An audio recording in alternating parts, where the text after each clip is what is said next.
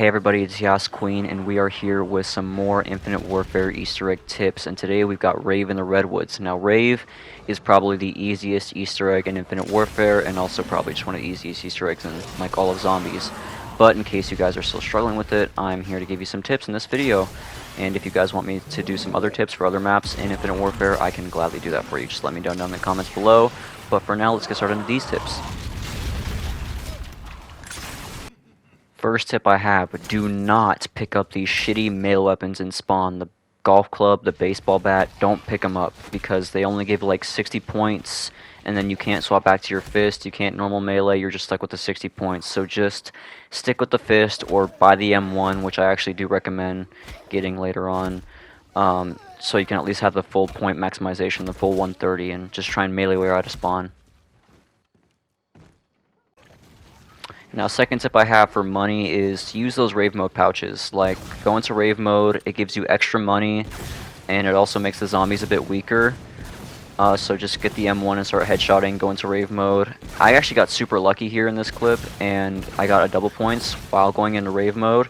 And so I was just absolutely getting rich here, but also listen to the fairies too. They extend the Rave mode because every time you kill a zombie, the Rave mode bar depletes faster, and so if you want it to last longer, look for some fairies and go ahead and listen to them. And yeah, running really shouldn't be a problem as long as you're just using those Rave mode pouches very frequently. Another money tip I have for you is that trick I showed you in the Spaceland tips where you use the fate card scope dollars. It's a fate card, meaning you can, like, anyone can use it. The card gives you an extra 300 points per sniper kill. So just use the M1, go into Rave mode, pop scope dollars, and start headshotting. And as you can see here, I get like 6,000 points, which is really good. And so it's a really good tip for money.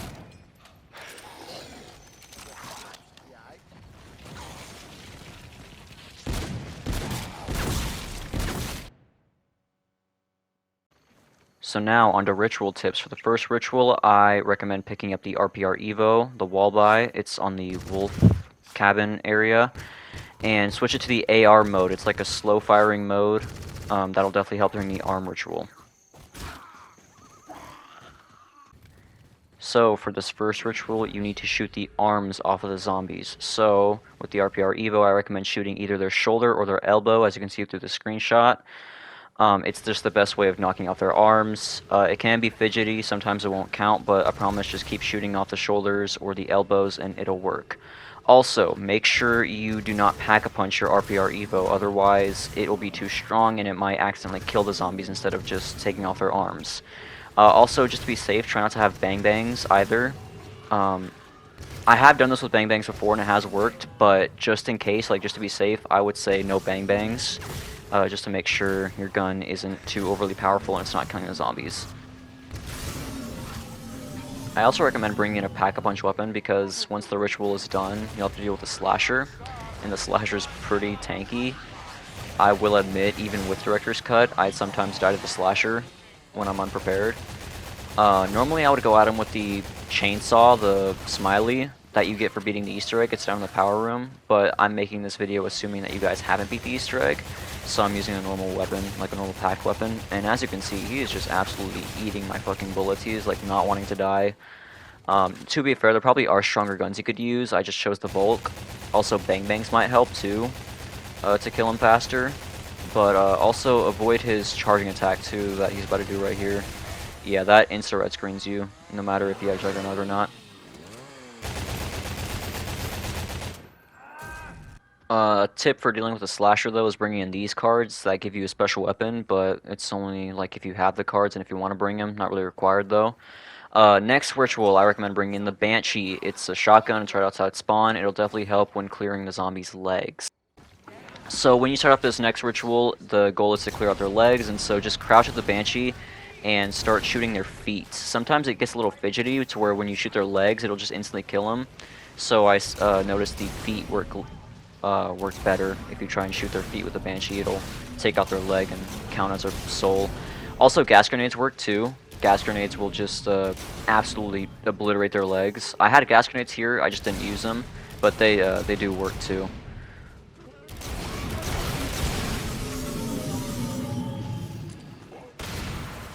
gas grenades can also help with the slasher too, which is why you see me place one down before I summon this absolute fucking monster. And I try and hit him with my Volk. I did have Bang Bangs here, and oh wow, I almost got stuck there. I forgot about that. Almost got stuck. I was so terrified I was going to die, but luckily I made it through. I do have Bang Bangs though, which did help, I noticed. It did help a little bit, not that much. Now for this next slasher, he does gain a new attack. He has the ability to shoot buzzsaws at you, which he was doing just now. But it's really not that detrimental. Just take him out. Same thing as you did. And for the final ritual, headshots, I don't really have a gun recommendation for this one. It's just use any gun that can perform a headshot. I'm using the Volk. RIP my aim here. But if the headshots are being fidgety for you too, I do recommend shooting like their hair or like the top of their head. That'll definitely confirm a headshot kill, but I mean, it's headshots. It's pretty easy.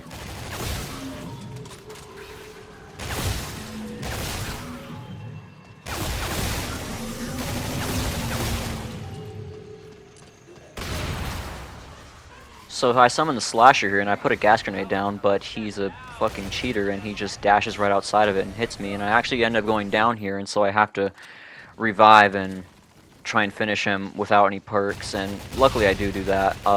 He also gains a new attack here too. He has the ability to throw grenades at you. Again, not that detrimental, just either move out of the way or throw it back. Pause. But, I mean, just kill him like you did.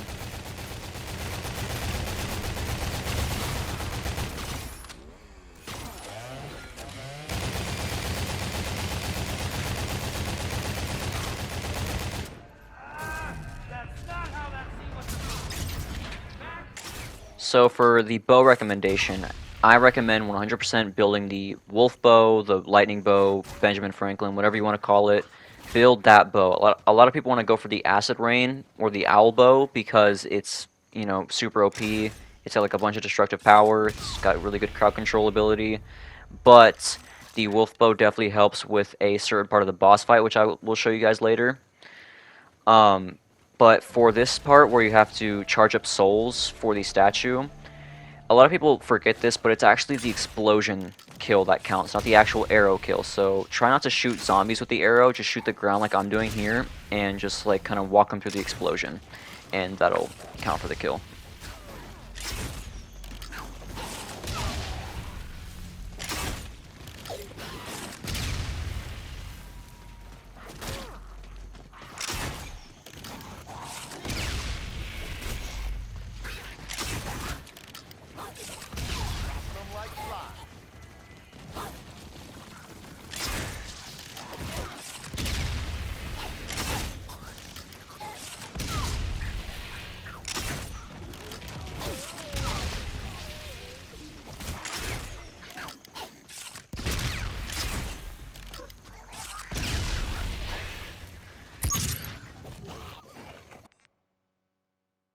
I guess the final tip I have for pre-boss fight is you could also get the Frog Charm.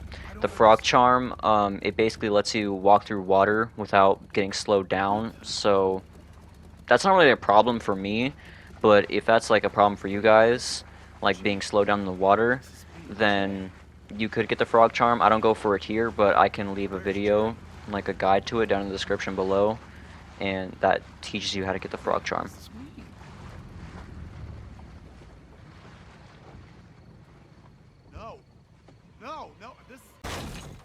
So, it's boss fight time. Now I will walk you through my process of what I do for the boss fight. So, first things first, I just train around the skull, I train some zombies, and wait to obliterate them with the Benjamin Franklin bow. The Benjamin Franklin bow, though, it doesn't have as destructive power, and so sometimes it might just stun the zombies instead of killing them, like right there. It just stunned them instead of killing them, so you might have to go for a second shot.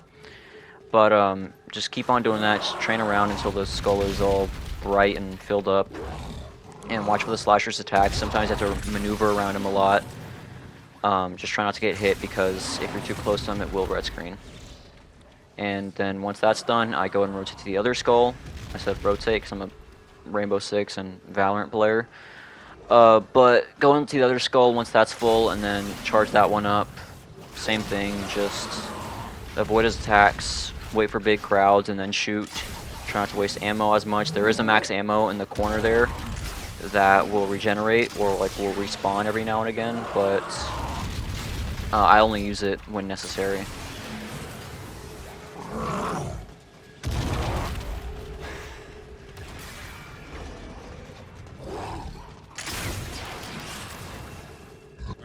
So once the 2 skulls are filled up, go and take the big boy to his ritual circle and pull out your normal weapon and shoot his weak spot with the normal weapon, because it won't work with the Benjamin Franklin. It won't hit his weak spot. So use your normal weapon. And this step I was talking about with the Benjamin Franklin, this is why you want the Benjamin Franklin. On this step where you have to shoot the symbols on his body, the Benjamin Franklin has a super big hitbox to where you can shoot anyone on his body with the Ben Franklin, and the lightning strike will always guaranteed hit that symbol on his body part. Like with that first shot, I don't know if you noticed, but I shot like on the left side of his body when the symbol's on the right, and it's still at the symbol. And as you can see, when I try and shoot the symbol with the normal weapon, the symbol's like super tanky. You have to get like super precise with it, and it just, you know, it isn't working out. So that's why I recommend bringing in the Benjamin Franklin bow instead of the acid rain. You can bring in both bows. Personally, I don't like that idea because it's a bit too risky if you run out of ammo, and it's also just like not good for the final step whenever you have to kill this the slasher by just doing pure damage to him. Both bows, like the bows don't really do that much damage to him, and so I recommend just bringing in a pack punch weapon and the Benjamin Franklin. You could bring in the Kendalls. I don't really push too hard for pack punch Kendalls on this map. They are really nice to have. They do a bunch of damage, and they're good for hitting the symbol. They're good for hitting his weak spot. They're good for doing the raw damage at the end of the boss fight, but they're not like really needed. They're very good, but not something I really push too hard for.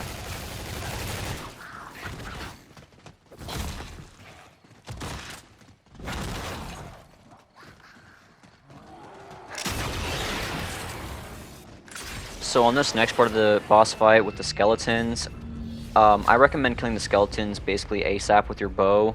They're super tanky, so you can't use your normal weapon.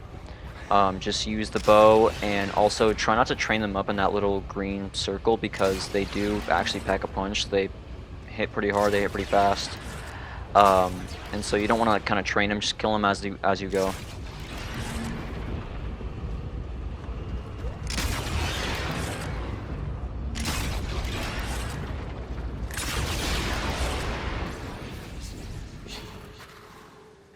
So once that skeleton step is done, just go back to, I mean, it's pretty much just rinse and repeat from here. Fill up the skulls again, except this time some parts of the map will be blocked off, so if that's an inconvenience, just maneuver around it. And I actually end up going down here, which is awesome. So I have to finish out the rest of this boss fight with no perks. Spoiler alert, I actually end up doing it. I actually end up beating this boss fight with no perks. I don't know how, but I did it, and it's great. So yeah. I also got put in this weird glitch where if you come back from the Afterlife Arcade, you're just out of Rave mode. Like, you're supposed to be in Rave mode for this step, but I'm just kind of not in Rave mode. That's been a glitch since, like, day 1 of this map, and they haven't fixed it. But that's all the tips I really have for this boss fight at the moment, but Voice Over Me will come back when we get to the raw damage part of the boss fight, which is, like, the final step. But for now, I'll let the clip play and let my visual learner viewers watch the rest of the clip.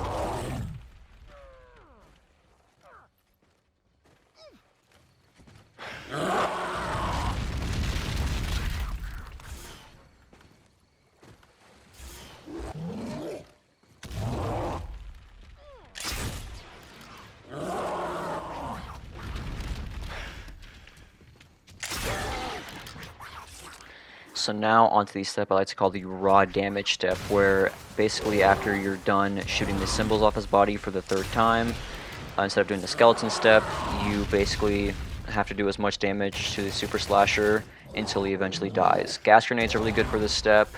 Your pack punch weapon will be pretty good for this step depending on what you have. Kendalls, like I said earlier, are super helpful for this step. You can use your bows. I don't remember how much damage the Benjamin Franklin does to the boss. For some reason I didn't use it in the clip. But yeah, the name of the game now is just to damage him as much as possible.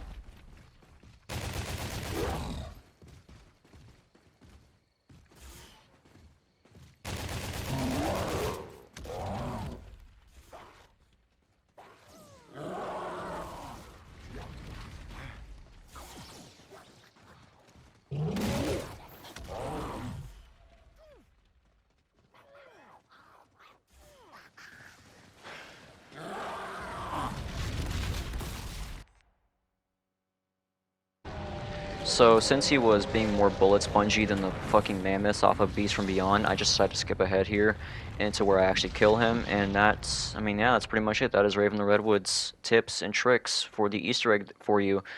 Rave, like I said earlier, is just the easiest map in this game, and so if you're still struggling, I think it just might be a thing with being out of practice.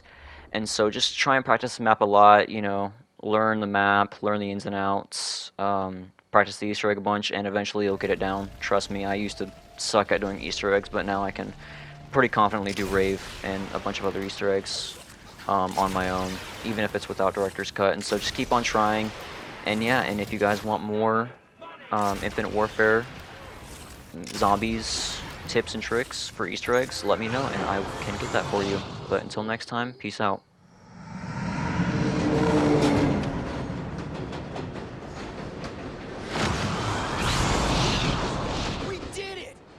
Exactly. We're still not back in the damn theater. Where the hell are we now?